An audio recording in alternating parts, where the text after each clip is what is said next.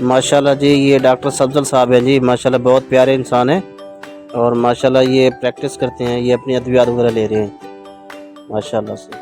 और ये हमारे हाफिज़ साहब हैं, ये मगरिब की नमाज के लिए जा रहे थे तो मैंने इनसे दुआ की दरख्वास्त की है। अल्हम्दुलिल्लाह से अगर आपको मैं इंटरेस्टिंग बात बताऊँ ना, अच्छा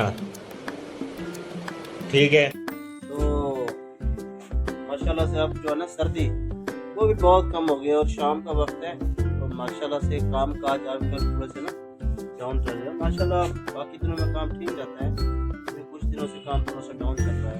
बस दुआ करें आप। माशाल्लाह से ये मेरे प्यारे दोस्त हैं, तो इनकी बच्ची की थोड़ी तबीयत ख़राब है तो ये दवाई लेने के लिए आ रहे थे, तो ये काफ़ी रो रही थी।